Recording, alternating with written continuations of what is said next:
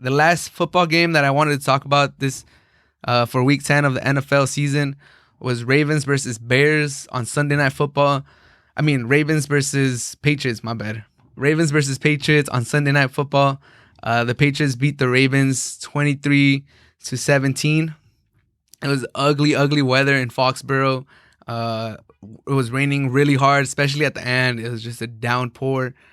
What I learned from that game is that the Patriots won't give up.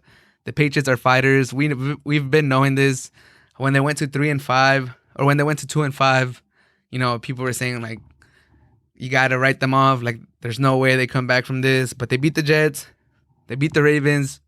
Ravens are a good team. Jets aren't. But now they have 2 back-to-back wins. They're building a little momentum, and they're not done. They're 4-5. They can still make a late push for the playoffs.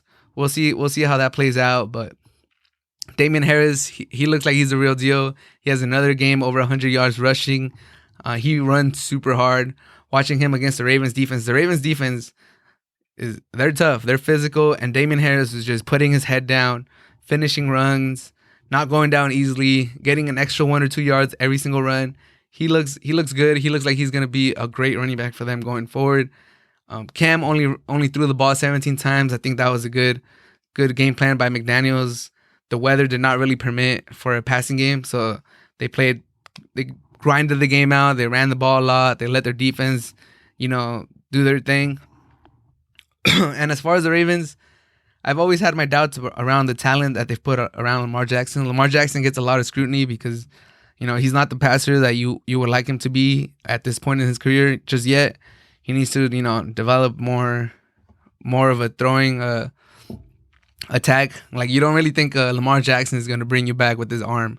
It's one of the knocks against him. He's a great running quarterback, but when it's time to bring a team back and you gotta drive a team down the field with your arm, Lamar Jackson's just not there. At the end of the game, when they were down 6 and they got the ball one last time, I didn't really think he was going to be able to bring him back, not just so much because Lamar Jackson doesn't have the arm talent or he's not there as a pocket quarterback yet, just because he doesn't really have the weapons to do it. He has Andrews, a tight end. He's cool.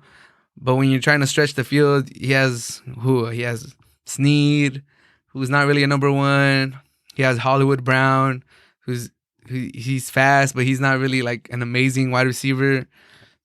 You just look down their depth chart at wide receiver, and he doesn't really have a go-to weapon. I think the Ravens, if they're serious about giving Lamar Jackson help, they should get a wide receiver. I would suggest Allen Robinson from the Bears. That the Bears should trade Allen Robinson, give him to the Ravens, give Lamar Jackson a little bit of help. But the Ravens kind of blew their chance. There were 2 games behind the Steelers going into this weekend, and the Steelers won again. And now the Ravens lose to the Patriots. They're 3 games behind the Steelers, and it just looks that they're not going to be able to catch them up. I think they should forget about catching up to the Steelers and just focus on getting a playoff spot. They're 6-3. I believe there's like 5 or 6 teams that are 6-3 at the moment in the AFC. So it's going to be a tough finish for the Ravens.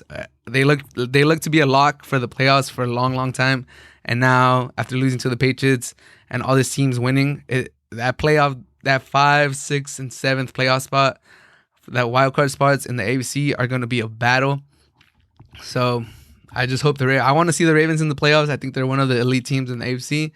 So I hope they do make the playoffs, but it's gonna be a tough finish. The AFC is pretty loaded this year, so hopefully the Ravens are able to maintain their lead in the rest of the conference. The Patriots play the Texans, the Cardinals, and the Chargers next. They should beat the Texans and they should beat the Chargers.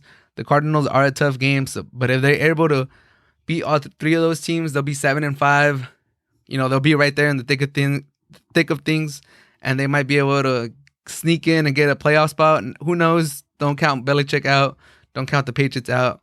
It's a bad thing to bet against the Patriots. They usually end up burning you. And the Ravens are 6-3, and they have the Titans and Steelers next. So, hey, the Ravens better get it together because the Titans haven't looked that good, but they're 6-3 too, and the Steelers are undefeated. So, if the Ravens slip up and they lose any of these games, they're gonna fall down the rankings, and they might get in danger of missing the playoffs altogether. When going into the season, most people had the Ravens and the Chiefs as the number 1 and number 2 teams in the AFC. So It was a good Sunday night football game. It was a hard nosed game.